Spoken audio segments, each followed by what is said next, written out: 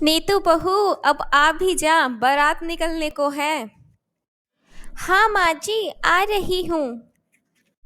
वो मैं घर के सारे कमरों को ताला लगा रही थी। सुना है आजकल चोरियां बहुत बढ़ गई है। मेरी बहू बहुत समझदार है। मुझे तो तुम्हारे होते हुए कोई बात की चिंता करने की जरूरत ही नहीं पड़ती। अब रितु और रिंकू के आने के बाद तुम तीनों पर सारी जिम्मेदारियां छोड़कर मैं तो बस आराम करूंगी। घर के दोनों छोटों बेटों की शादी रितु और रिंकू के साथ एक ही दिन होती है। दोनों अपने ससुराल आ जाती है। घर में आते ही सबसे छोटी बहू रिंकू अपने रंग दिखाना शुरू कर देती है। रितु भाभी, आपको पता है, बड़ी भाभी कह रही थी कि रितु अपने मायके से कुछ भी नहीं लेकर आई, और जो लेकर आई है उसमें भी कुछ भी ढंग का नहीं है। बड़ी भाभी मेरे मायके वालों के बारे में ऐसे कैसे बोल सकती है? अभी बताती हूँ मैं उनको। रितु रिंकू की बातें सुनकर अपनी बड़ी भाभी नीतू से लड़ने के लिए चली जाती है।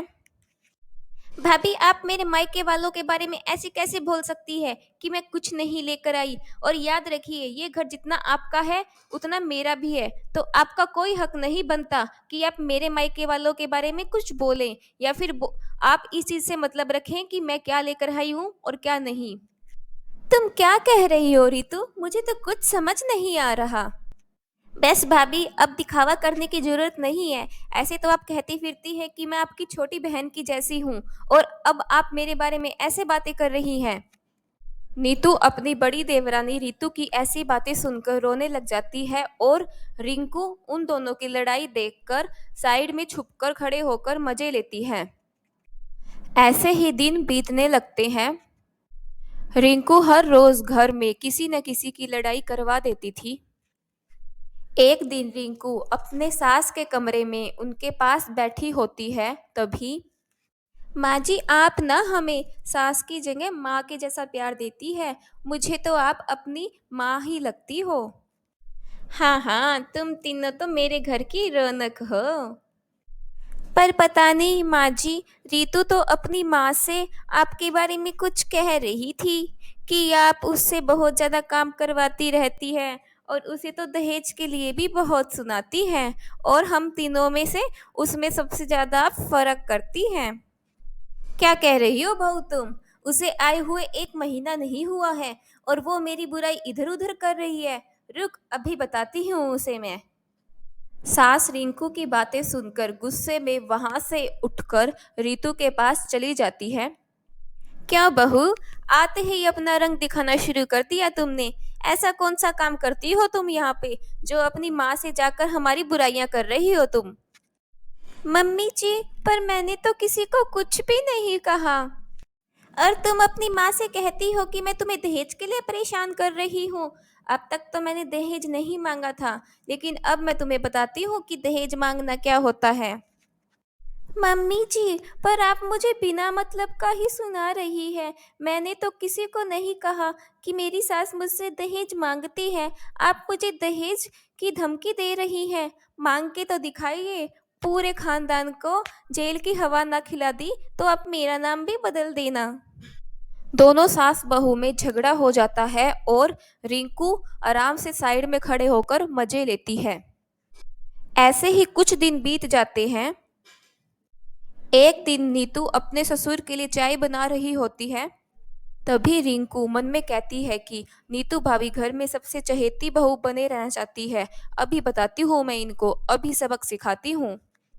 और जब नीतू इधर उधर चली जाती है, तो रिंकू चाय में बहुत सारा नमक मिला देती है। और जब ससुर नीतू की दी हुई वो नमक वाली चाय पीते हैं, तब कहते हैं, बहू, अगर चाय बनाने का मन नहीं था तुम्हारा तो सीधे सीधे मना कर देती। पर क्या हुआ पापा जी, आप ऐसे क्यों बोल रहे हो? और नहीं तो क्या, चाय में इतना सारा नमक जो डाल के लाई हो तुम, मुझे मारना चाहती हो क्या?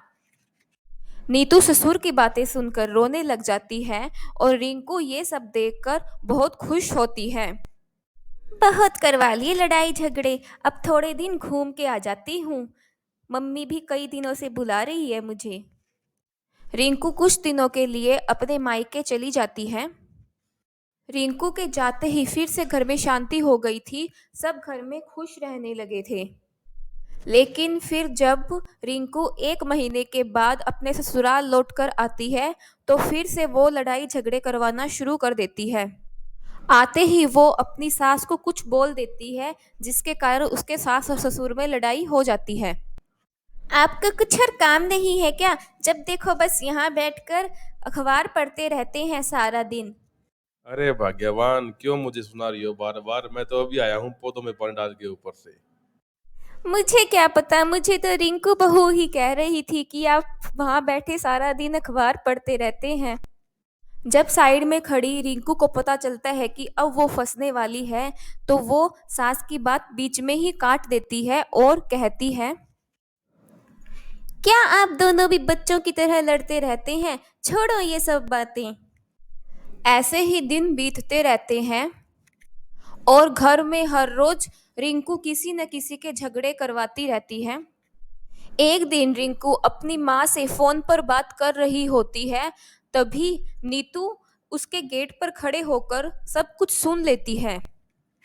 हाँ हाँ माँ, तुम चिंता मत करो, मैं ऐसे ही हर रोज सबके झगड़े करवाती रहूंगी और एक दिन सब बंटवारे की बात करने लग जाएंगे और मैं अपने हिस्से की प्रॉपर्टी लेकर अलग हो जाऊंगी सबसे।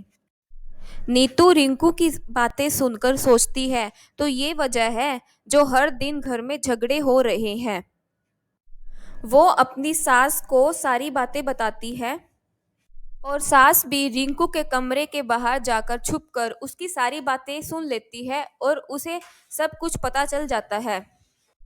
सास रिंकू को एक जोर से थप्पड़ लगाती है और कहती है, जाओ निकल जाओ मेरे घर से। मेरे हंसते खेलते परिवार को तुमने उजाड़ कर रख दिया है और जाओ अब अपनी माँ के साथ ही बैठकर घर उजाड़ने की प्लानिंग करना। तुम मेरे घर में तुम्हारे लिए कोई जगह नहीं है, निकल जाओ यहाँ से।